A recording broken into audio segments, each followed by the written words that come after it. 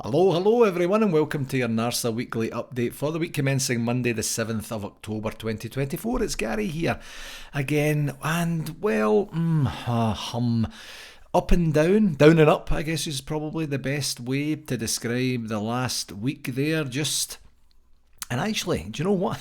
And just as I was in the middle of kind of lauding last week the fact that we're kind of right back into the mix and the thick of action in terms of football, we have yet another international break. And for some reason, I didn't even realise that until after the game yesterday. I was looking and thinking, who are we playing next week? I can't even remember now. And then we've got, it feels like almost 3 week break now before we're back into action, which is a wee bit of a frustration for me, quite honestly, and I just kind of really don't know what that's all about. There's too much international football these days just to get in the way. But we did have a wee bit of a glimpse, I think, this past week, or weekend anyway, in terms of potentially what the league could look like as we move forward here, with both of the teams above us winning late, and that maybe gives us and them a wee bit of hope, a wee bit of food for thought about how this season could potentially unfold. Because if they were to drop points yesterday and we were to obviously get the points that we got, then all of a sudden you're saying, well, wait a minute, we're only one game behind now. This maybe isn't as dire. I know that back in the day, certainly when we went 5 points behind, I think the main consensus, certainly for people or from people I was talking to, was let's get to the next Old Firm game no further behind than we are right now. And that's not been disrespectful to Aberdeen. I guess I kind of mean that, but we're really talking about our main rivals here. And as I say, it maybe gives us a wee bit of food for thought in terms of how quickly this sort of stuff could turn around for us. So that's something that's a little bit, I don't know what's the best word is, inspiring for us. But anyway, let's get on with the game segment for the last week, and starting with the down before we get to the up. And that was Thursday's certainly entertaining in the first half, of the first kind of, what would that be, 2/3 of the first half sort of thing, really. But it ultimately became a bruising 4-1 home loss to Lyon in the Europa League. And quite honestly, I think I said this last week, or I certainly was thinking it last week, that I really had no idea what to expect. Knew that Lyon had been investing heavily, knew that they had some real genuine world-class quality players there, but you just never quite know how they're gelling and how that's going to manifest itself into, being under the lights at Ibrox if we up our game, if they get a wee bit freaked out by the noise and the occasion and such. And so I really had, I say that kind of in terms of just I had no real expectations going into the game, and I think we just basically saw everything that was good and not so good about Rangers, didn't we? The crowd was probably, it has to be as good as we've had it this season. I think we played very well in the early part of the game, but the goals we lost were just down once again to our own mistakes and our own errors and our own lack of being able to do the basic things basically. And that's a disappointing thing for me. I mean, it's very obvious to see that, the quality that these teams have. I mean, Lyon are a better team than us. They have more money than us. They have invested in their squad like we can't. And it kind of showed, especially as the game went on. And it seems to be every team that I talk about in this particular topic is the same. They will capitalise on our mistakes, and we certainly helped them on that score. So yeah, not the what would you say, the performance and result that we were hoping for. Certainly not the result, and some parts of the performance were okay. In terms of positives, I thought the way we competed in the early part of the game was encouraging. In fact, it was kind of comical in the beginning with the goals coming thick and fast, wasn't it? And at one point, big Scott Robertson down in Chicago had says, I think we're going to win this 6-5. And I wouldn't have disagreed at the time. It had that look about it, but then we just stopped putting them under pressure defensively, which was one of the key things that we wanted to do. And that goalie seemed to be a little bit flappy, and certainly in the early part of the game. And I thought we could have maybe tested him a wee bit more, but then they just found another gear and kind of left us in their wake. It's kind of difficult to find real positives in a little bit of a doing, especially at home. And the negatives, I've said this before, and by the way, I'm going to say it for the St Johnstone one as well. our finishing. We just don't finish well enough. We don't have enough quality in the final third of our team, and it's just not good enough. Tierney missed an absolute sitter own goal. It came at him a wee bit quick, and it was a wee bit on the high side, but you have to be scoring that. You have to be scoring that, and that changes the game dynamic. And I don't know what's happened to Cyril Dessers. I've been a big proponent of his and a big champion of his for quite some time, and he just seems to have stopped playing this last 3 or 4 games, maybe last month or so, something like that, and just started. If there was such a thing as the World Whinging Championships, I think he would be in first place, or certainly the number one seed on that. He just seems to be moaning and groaning and just basically being grumpy through the whole game, and that's putting him off his game. He's not getting as much service as he was getting. He's certainly not getting the sniffs that he was getting before.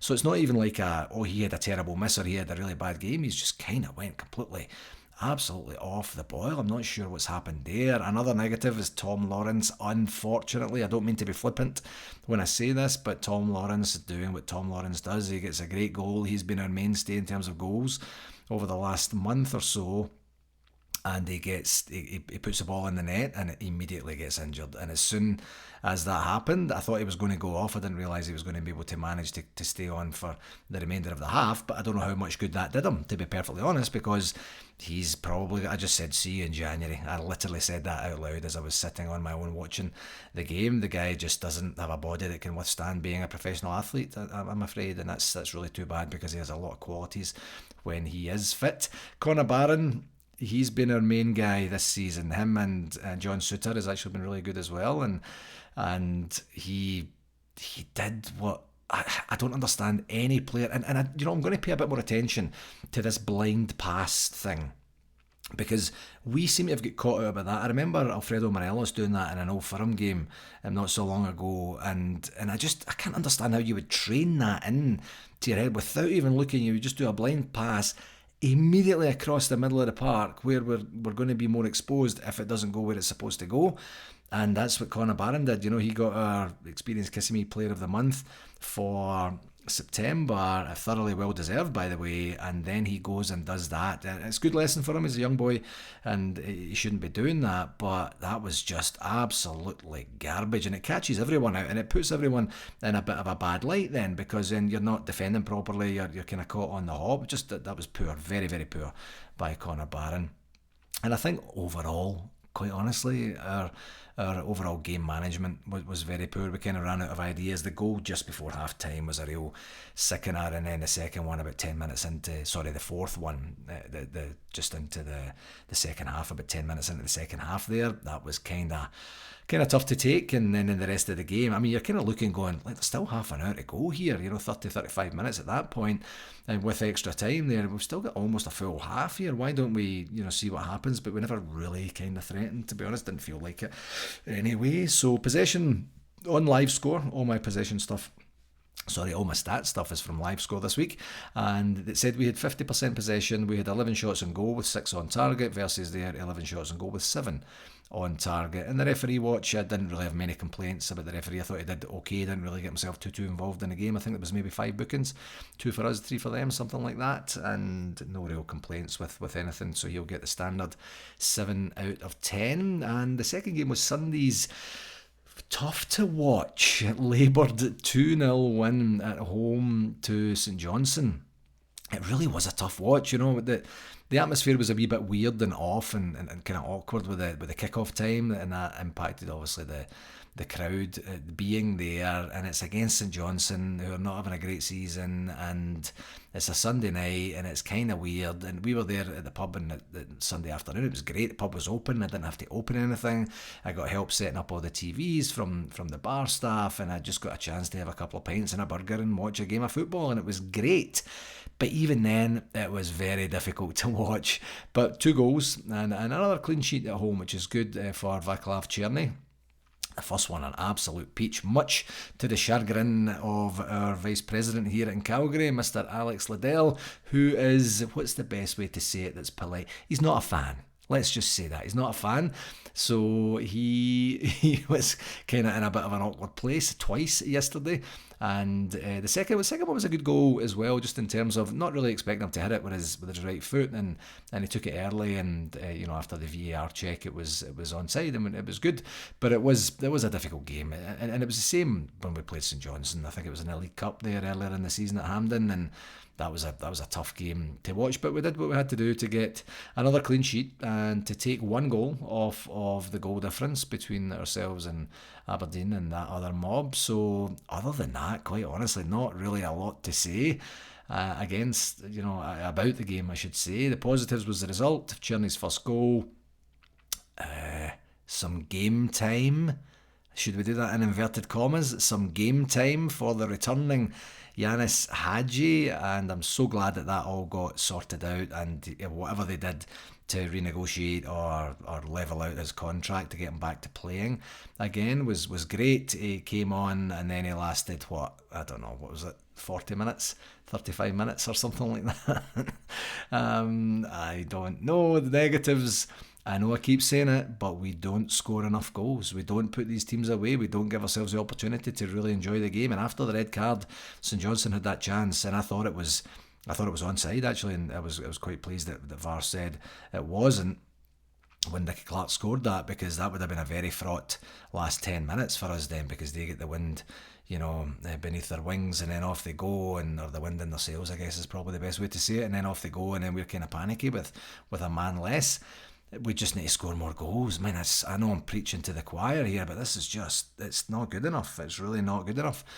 Hadji's red card was weird, kind of funny, wasn't it? I thought there was absolutely no chance whatsoever. It was a red card. I thought, yeah, maybe a yellow, and then the replays, nope, I don't think it's a red card. And then there was one angle that showed you, and that was the angle that the VAR used, and yeah, that's a definite red card. No complaints whatsoever about that. And it's just weird and funny and ironic and kind of clunky and kind of just a little bit nuts there that he comes back after all of that hassle. And thankfully it wasn't all played out in the press or anything like that. We were just kind of like, we want to play this guy if we're paying him, but then the club's saying we don't want to cost ourselves an extra $500,000, so maybe we write off our losses. I think that's what the case was in terms of the appearance fees and the money bump and stuff that he was going to get, if you believe everything you read, I should say. But then to come on and kind of do okay. I mean, he set up Tierney's second goal, of course, and then get the red card, so he's going to miss a couple of domestic games because of that, and the European game because he's not in the European squad. So that's a little bit off and kind of just weird. And I have to say, and I said it before, St Johnstone's strip is an absolute bomb scare of a strip. I'm not a fashion guru. Everyone who knows me will know that. But that's just an awful strip. Just a terrible, awful strip. I hate it. I don't know why. It gets on my nerves so much, but they should stop using that and wearing that, because that's disgusting and it's offensive to my eyes. So if anybody from St Johnstone's listening, please take heed and do the right thing. In terms of stats, 64% possession we had, 14 shots on goal with 6 on target. And they had 8 on goal with 3 on target. In terms of the referee watch, I thought David Dickinson did okay. VAR did its job overall, I thought, really well in terms of the Hadji red card. Obviously, we don't want any red cards for Rangers, but when it's justified, it's justified, and that's exactly why VAR is there, and it worked perfectly, worked to a T, and that was good. And also, as I mentioned earlier there, for Nicky Clark's late strike, I thought possibly it might have been offside, but I wasn't 100% sure, so thankfully they came back and said no, it wasn't, because it was a very good strike, I have to say. So yeah, Dickinson gets a 7 out of 10 for that one.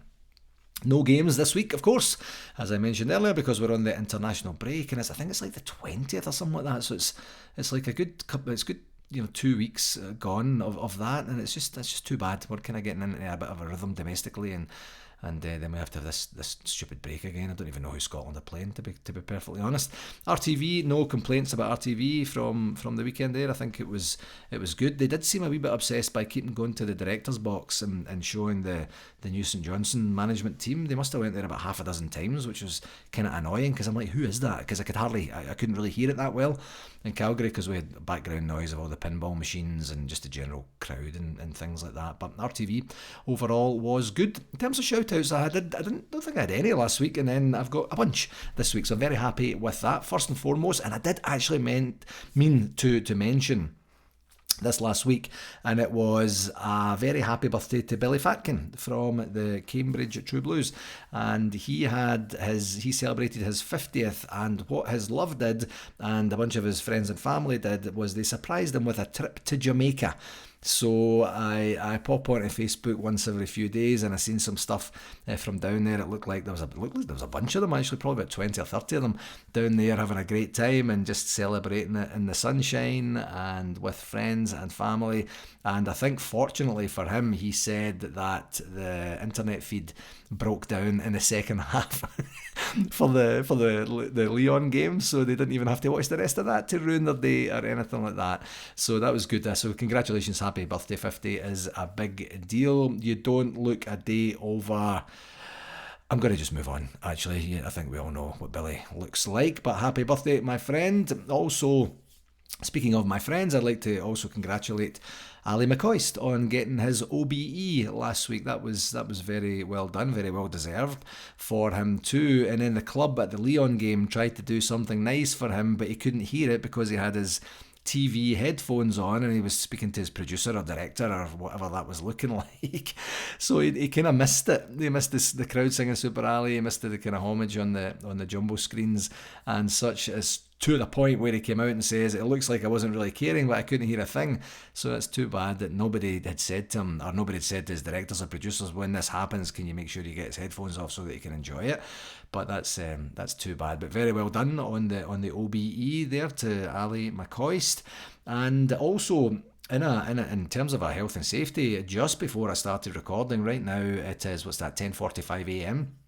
on Monday, I just wanted to say, I seen a headline about Hurricane Milton that is making its way to Florida, and they're talking, just the headline of the article said that they were talking about one of the biggest evacuations in Florida in the past 7 or so years. So I know it's hurricane season down there, and they kind of move around the way that they move around. I don't really know too much about how that works, how the weather events actually happen, but I know that Florida is usually in a bit of a vulnerable state around about this time of year. So please be safe, Colin, and everyone who are down in Florida. Batten down the hatches, literally and figuratively, and ride this one out. And I hope that everything works out okay at the other side and it doesn't end up being quite as bad as it kind of looks like it's going to be for right now. That's a bit of a worry. Holy moly. And going back to something a bit more positive, I would like to congratulate my beautiful baby boy Leo on some pretty significant achievements. He likes to run, Leo. He was a part of an athletics team for a couple of years, and then just kind of get fed up with it. Didn't really like the track running and stuff, but he likes to go out and run in the streets, on the road running and stuff like that. And last week I think he had a conversation with one of his teachers, and I had said, listen, he's running 5Ks in around about 21 minutes or so. And I said, listen, you're faster than that. If you really tried hard, you could break 20 minutes. So last Thursday night we went down to the river, and it's nice and flat over there, and we blasted out and back, and he got 19:35, which was brilliant. Was absolutely thrilled, and we had a great night, just kind of congratulating himself and stuff. And I got a record for a 5K for me too. It was in the 24 minutes part. I'm obviously a bit older than him. And then, so as an inspiration from that, we then says, I wonder if there's any races this weekend. And then we found out that the Calgary police were having their half marathon, 10K and 5K. So we signed up at the very last minute for that. And I was trying to do the 10, but they didn't have any 10s left. So both of us did the 5 yesterday morning. And he then put on, in his sports performance class on Friday, he puts down, they have to put a sports goal or a fitness goal or something like that they want to work towards, and he says, I'm going to try and beat 19 minutes. So he's just broken the 20-minute mark 3 days before it, and then he goes out to the Calgary 5K yesterday and he gets 18:54 or something like that, 18:55, something like that. So he's broken the 19-minute mark now, and he finished first in his category, 7th overall in the 5K. Some serious runners there, and that's an incredible achievement. I was just so hyper about it the whole day yesterday, and we ended up having a great day, going to see the game and then going for an early Thanksgiving dinner to my nephew and his missus' place. So it was a brilliant day overall. So congratulations, my boy, and very, very well done. I don't even know, again, I keep saying this every time, he never listens to the podcast, but I just want to kind of bum about my boy a wee bit to anyone who happens to be listening. On to the women's team. Unfortunately, the women's team surrendered a 2-goal lead at home to that mob last midweek, which was disappointing because it was 2 late goals that they conceded to lose the points, and that would have put a lot of daylight in between us and them if they had managed to just see the game out, which I know Joe Potter, the manager, was very disappointed about afterwards. These things can happen against good teams, but I don't know what the tale of the game was overall, but to lose 2 late goals, especially to one of your biggest rivals, is not cool. It's just not good enough, is it?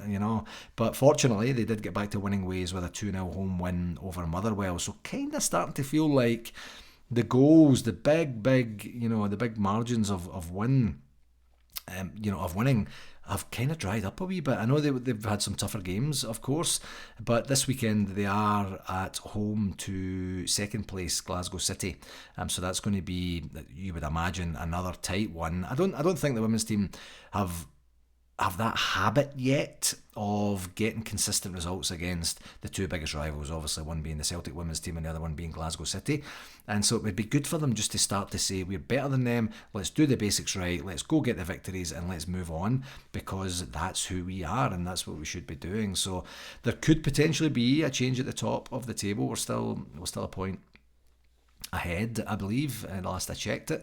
So hopefully it's going to be a big weekend to get those games done and dusted, or that game, sorry, done and dusted. And the good news is it's at Ibrox as well. So if you're missing being at Ibrox, you get an opportunity to go and cheer on the women's game in the biggest game of the season for them.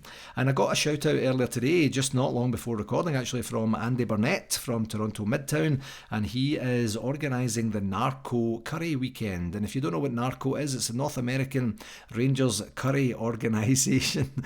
And Andy and team have taken the mantle for this year, and it's going to be 2025. So every week between now and middle of February 2025, you're going to hear a very similar message to this one, and it says, come and enjoy the company of fellow Blue Noses in London, Ontario. Any questions, please email narco2025@outlook.com. And right now the rough itinerary is on Thursday the 13th of February.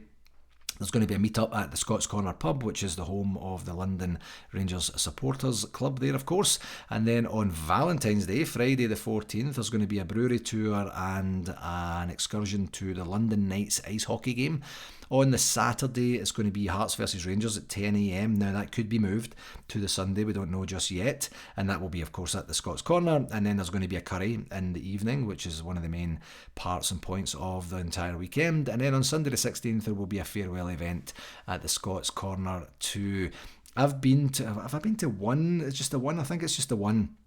It was in Chicago a number of years back, and it was a fun weekend. Different crowd than you can expect to see at many of the conventions, but a right good go at it is what everyone does at the curry weekends. So well done for keeping that going, Andy. And any event with a bunch of Rangers fans is a good event, so I'm sure that's going to be an absolute topper, and probably not too far away. What's that? Another 4 or 5 months. So something to look forward to at the early part of next year.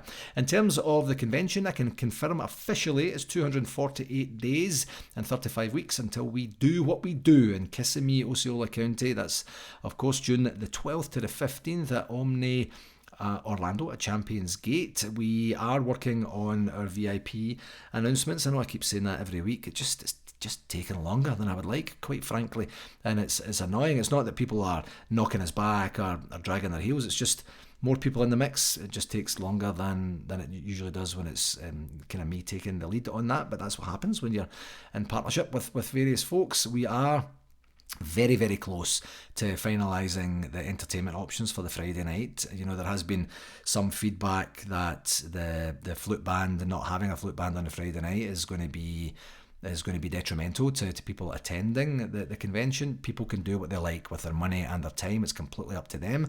We think this is the right thing to do. It's going to be a Rangers themed event. It's going to be an absolutely brilliant time, and we're going to see, and we're going to give it a go. And if it works, great. If it doesn't, we learn, we move on, we get better, and see where we go from there.